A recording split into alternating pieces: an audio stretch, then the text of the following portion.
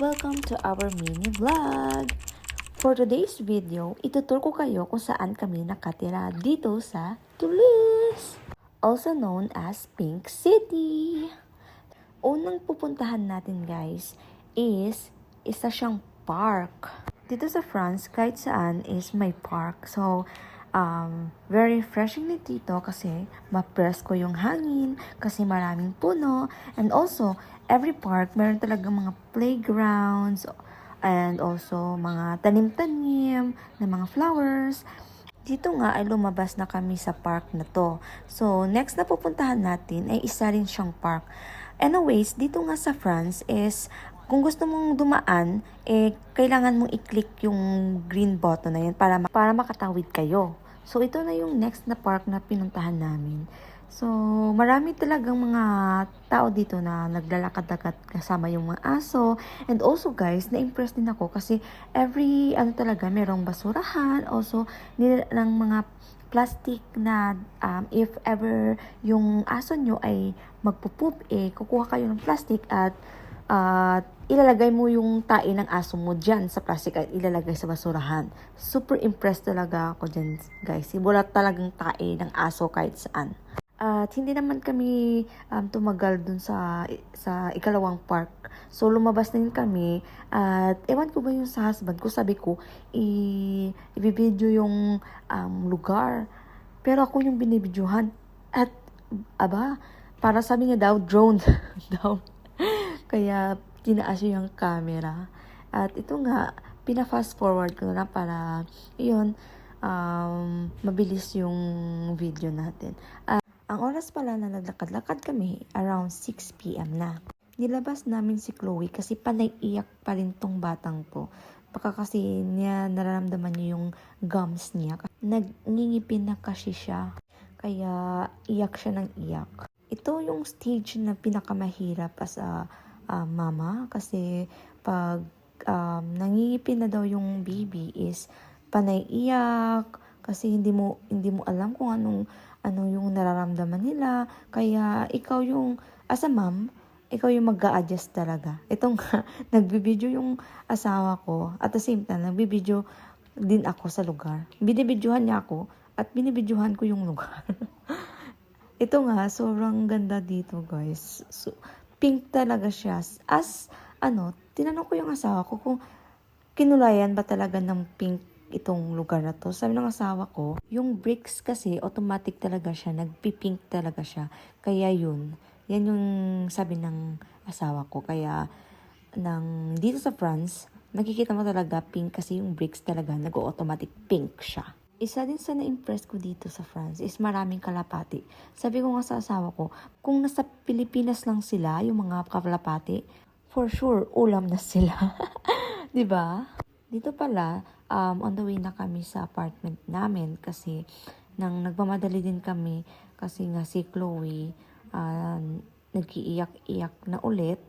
Baka kasi gutom na kasi every 4 p.m. pinapakain ko na siya. Pero nga, nilabas nga siya namin kaya hindi pa siya kumain ng solid food niya. Kaya nagmamadali din kaming umuwi dahil gusto ko siyang pakainin. At also, antok na kasi siya kasi around 6 p.m. talaga, tulog time na niya yan. Kaya 2 times ko na siya pinapaligo. Tuwing gabi, pinapaligo ko siya before siya matulog para presko din siya. Kasi mainit din kasi yung batang to. Kahit naka-electric fan na, parang naiinit pa rin yung katawan niya. Kaya nag-decide ako na tuwing gabi, pinapaligo ko na siya. Well, minention ko nga pala sa second video namin na nagtitingin-tingin kami ng bahay. At yun nga, pinasyalan namin yung isang bahay na parang feel kong gusto ko. Yun nga, nakita ko, sobrang boring, walang katao-tao, parang ghost town. Sabi ko, I prefer na dito na lang ako manirahan sa Toulouse kasi at least hindi ako ma-stress, may nakikita akong tao, cars. Doon kasi sa pinasyalan namin kahapon sa parang village siya. Diyan pala sa left building na yan is a theater na dyan, opera, parang ganun. Yun nga, nang malapit na din kami sa bahay, mga 3 minutes away na lang. So, pag may nakita kayong barrier na colorful, I don't know if barrier yan, it means school yan, school. So, yun yung sinasabi ko na malapit kami sa school. If ever si Chloe magsuschool na, dyan siya magsuschool. So, at least hindi ako mahirapan, no?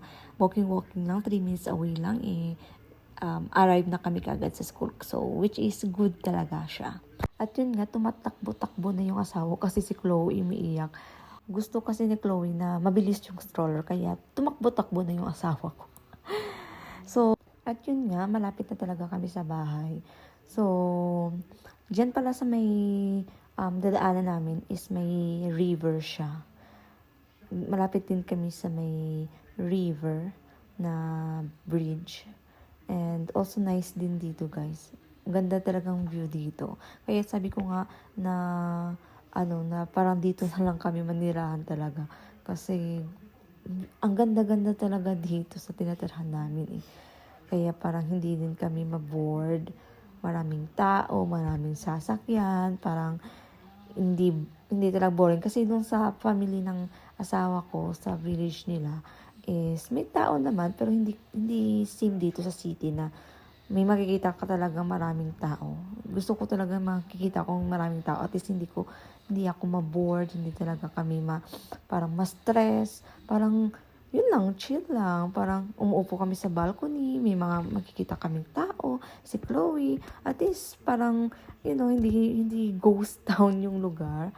And also, dito guys, marami din puno, and maraming parks, maraming pasya na pagkatapos ng work ng asawa ko, nagpapasyal-pasyal din kami minsan. And also Saturday and Sunday, wala siyang trabaho. Anyways, dito guys, every Sunday, close talaga sila lahat. Yung mga stores, close talaga every Sunday. If ever, Sunday, merong store dito na 5 minutes away, na every Sunday is, close sila at 12 p.m. At yun nga, dapat if ever na gusto mong mag-grocery, dapat umaga pa lang is nandun ka na para makabili ka. Kasi at 12 p.m. is close na sila. Dito nga, pag nanirahan ka dito is useless yung sasakyan dito kasi malapit lang talaga kami sa lahat, sa bilihin, sa school. So, ito pa lang sinasabi ko na convenience store, yung casino. So, dito lang nagtatapos ang aming mini vlog. Thank you for watching. Take care, guys. Bye-bye.